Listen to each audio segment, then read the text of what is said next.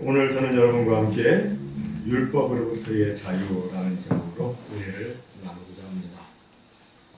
어떤 C라는 여인이 L이라는 남자를 만났습니다. 그 남자는 얼마나 깔끔하고 매너가 훌륭한지 너무나도 매력적이었습니다. 머리는 단정하게 빗어서 넘겼고 양복은 칼같이 주름을 잡아서 세웠습니다. 와이셔츠는 얼마나 새하얀지 눈이 부실 정도였습니다. 그 남자는 깍듯이 존댓말을 써주었고 또 식당에 가면 친절하게 의자를 떼주었습니다. C라는 여인은 이 남자가 너무 마음에 들어서 결혼을 했습니다. 그런데 문제는 결혼한 뒤부터였습니다. 남편은 출근할 때 바지에 조금이라도 구김이 있으면 난리가 났습니다. 퇴근을 했는데 저녁 식사가 준비되어 있지 않으면 불같이 화를 냈습니다. 남편은 매일 밤 일일 결산을 한다며 가계부를 점검했습니다. 잠은 반드시 11시 이전에 자야 되고 아침에는 5시 일어나서 함께 공원에 가서 운동을 하고 7시에 출근을 했습니다. 출근해서도 점심시간에는 전화해서 지금 어디서 무엇을 하고 있는지 체크를 했습니다. 이처럼 칼같은 남편을 따라 살자니 여인은 숨이 막혀 죽을 지경이었습니다. 자기는 도저히 남편의 높은 요구 수준을 따라갈 수 없었습니다. 마침내 여인은 이 남편과 결혼하는 것을 후회하기 시작했습니다. 처음에는 남편이 존경스러웠는데 날이 갈수록 남편이 두려워지기 시작했습니다. 그 여인은 점차 모든 면에서 자신감을 잃어갔고 마침내는 삶의 의욕을 상실한 채 절망 가운데 빠졌습니다.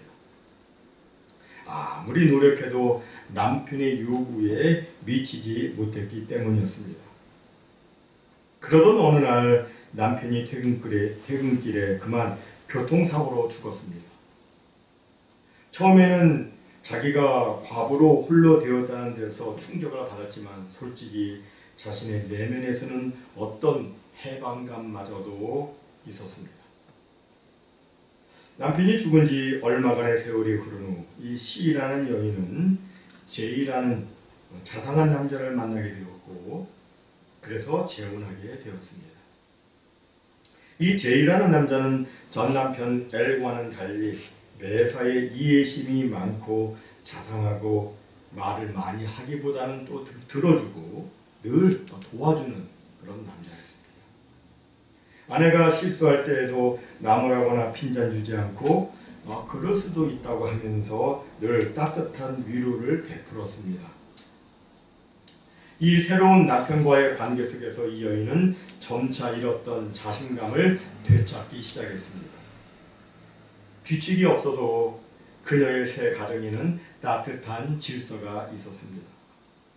그녀의 남편은 더 이상 두려움의 대상이 아니었고 한없는 애정의 대상이 되었습니다. 그녀의 삶에는 새로운 활기가 가득 찼고 기쁨과 즐거움이 가득 찼습니다. 이 이야기는 오늘 본문 2절과 3절의 말씀을 현대적인 시각으로 각색한 겁니다.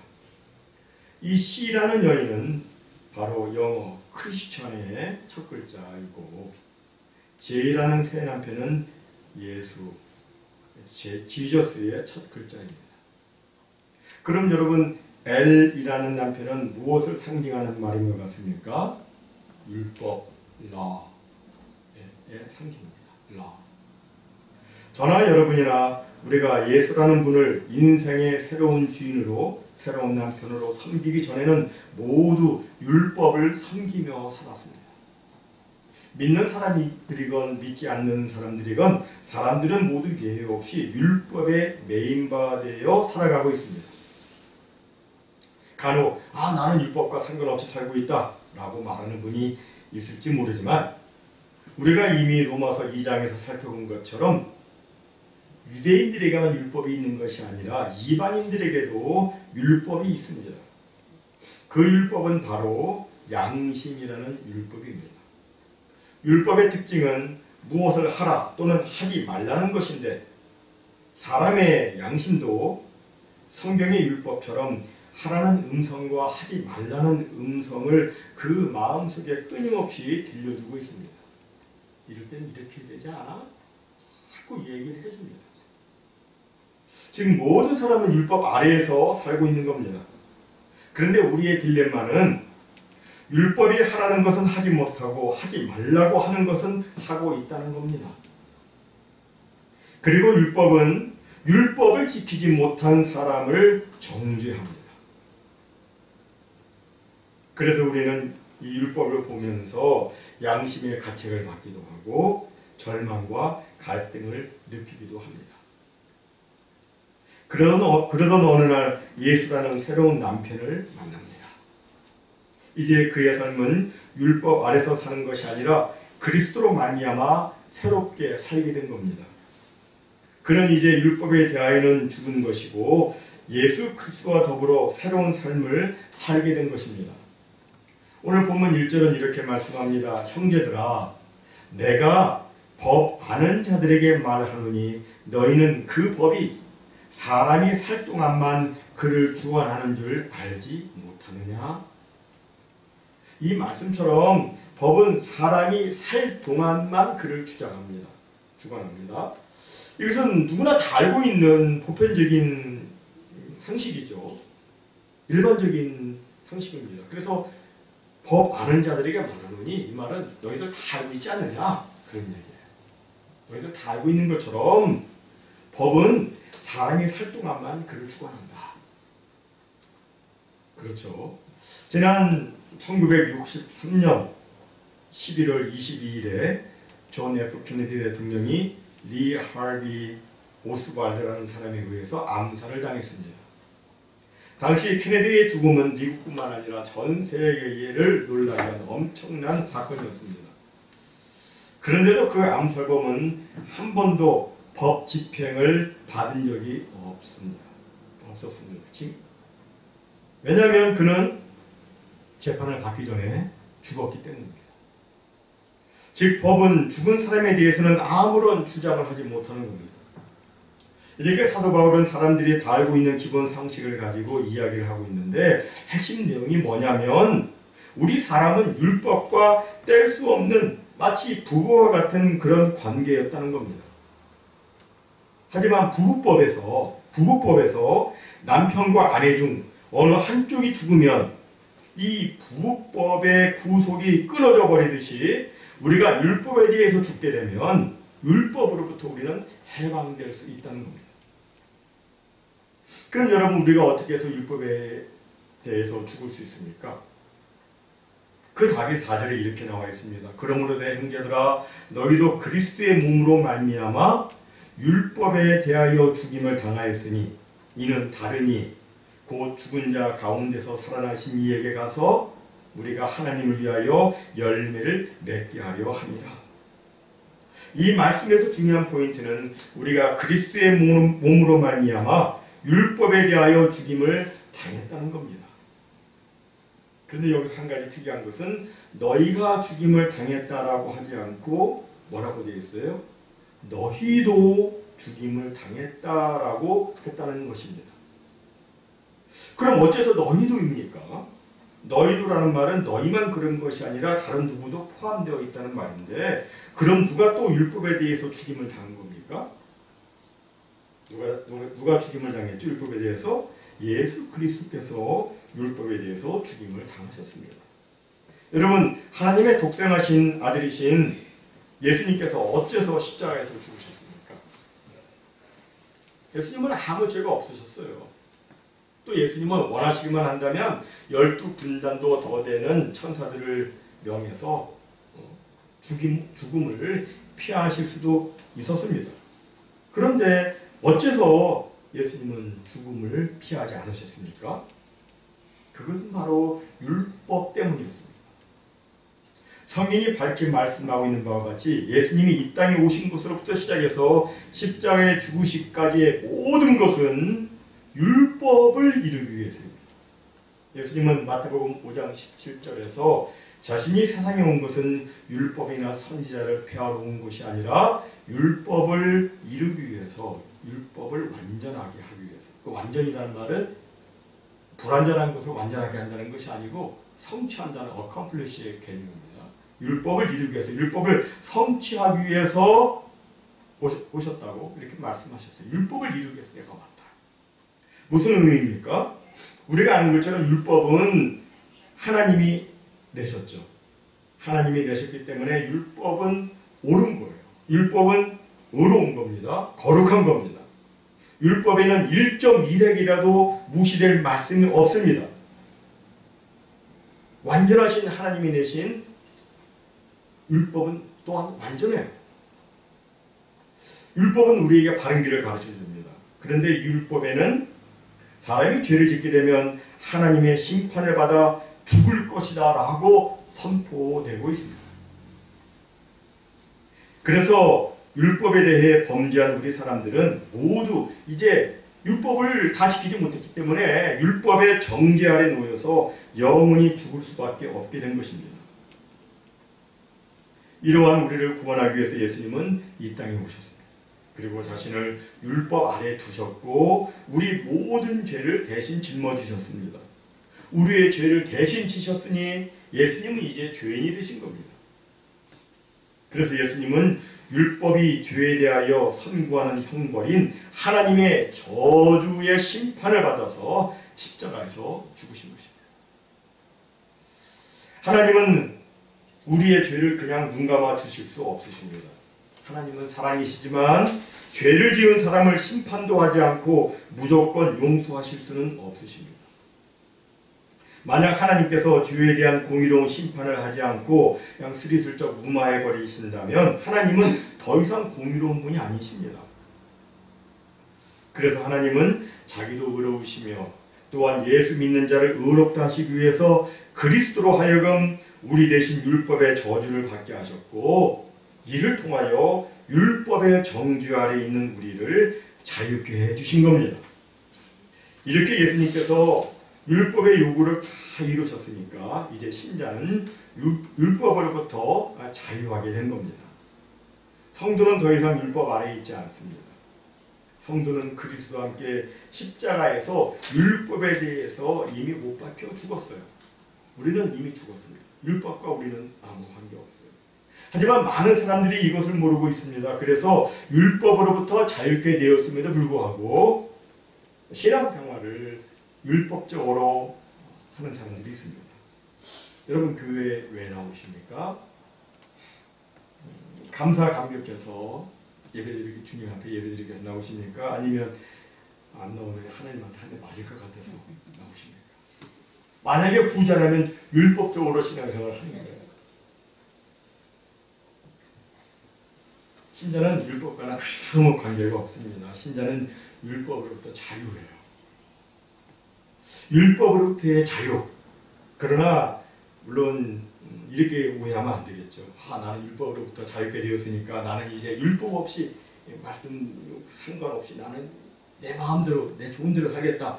이렇게 하면 또 안 되죠. 그건 자유가 아니라 뭐예요? 방종이죠. 갈라디아서 5장 13절 말씀은 분명히 그 자유로 육체의 기회를 삼지 말라고 말씀하고 있습니다.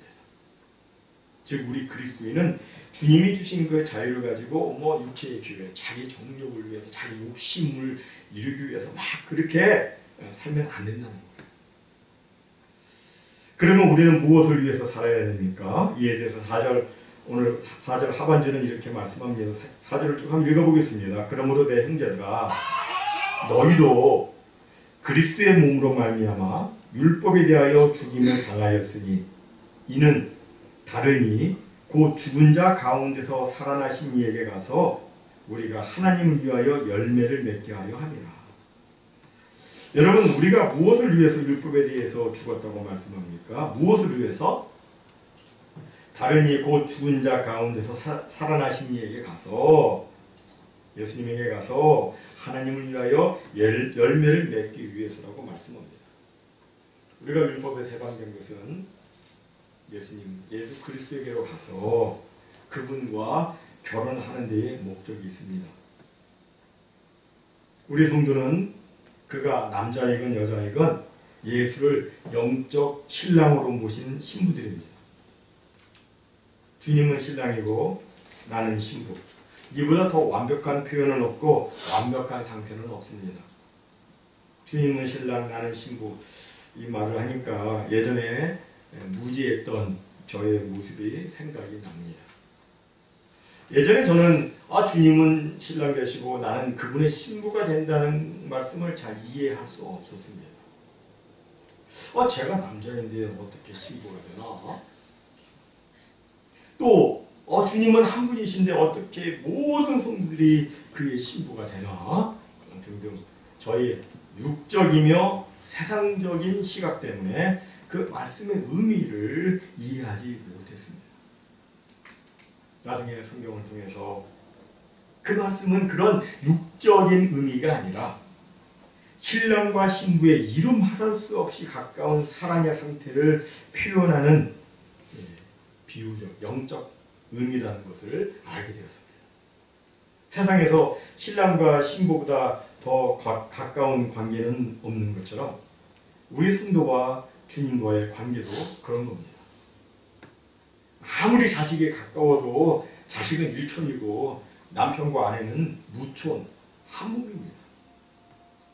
주님과 나를 신랑과 신부로 비유한 것은 더할 나위 없이 완벽한 사랑의 상태의 표현인 겁니다.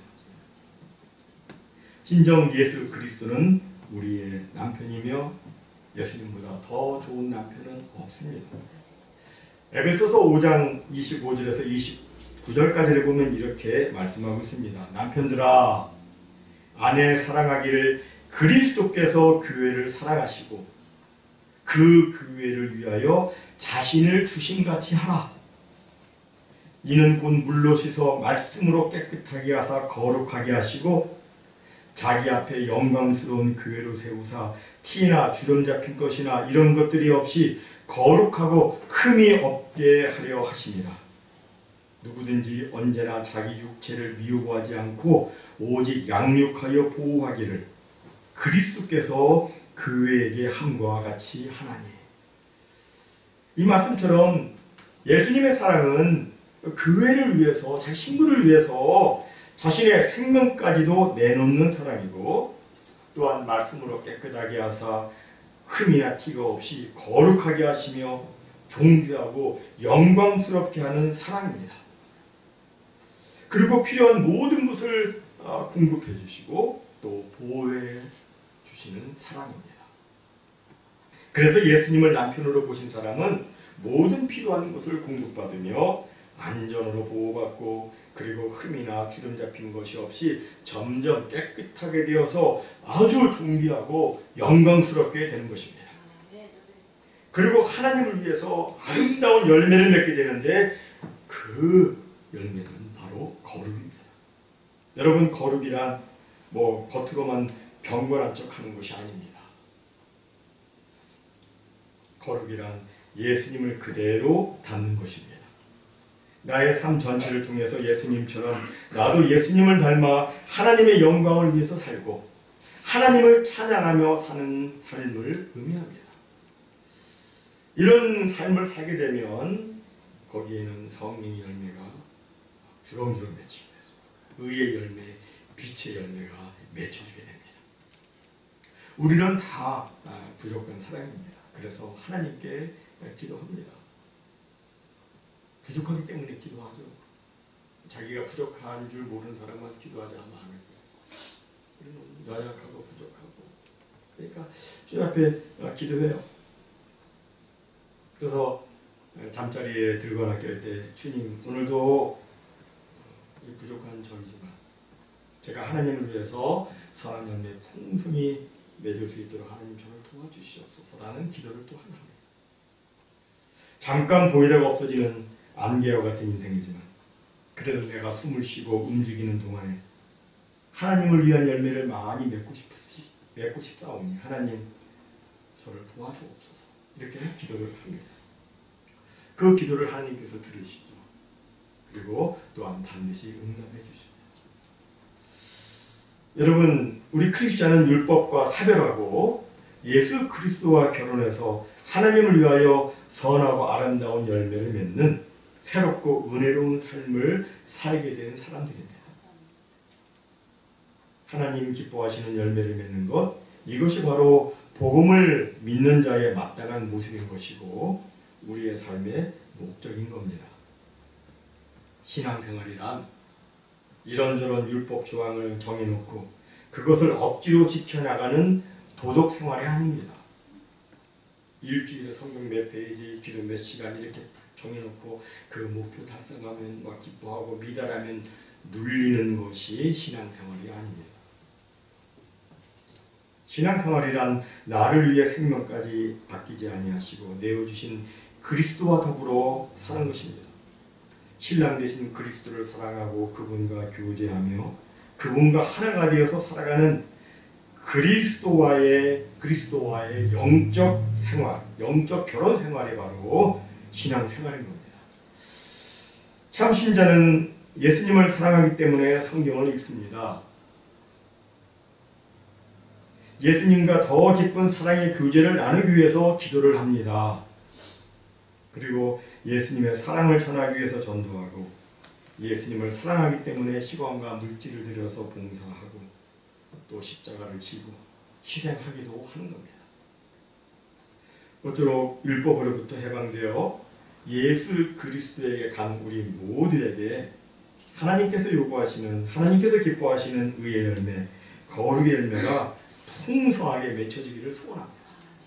그래서 우리 주님 영광 가운데 다시 오실 때에 우리에게 나타나는 그 아름다운 그 열매를 보시고 우리를 보시고 칭찬하시고 우리에게 영광과 존귀와 한국과 멸류관을 주시는 그 귀한 축복 다 받아 누리는 우리 모두가 다 되시기를 예수님의 이름으로 축원합니다. 아멘.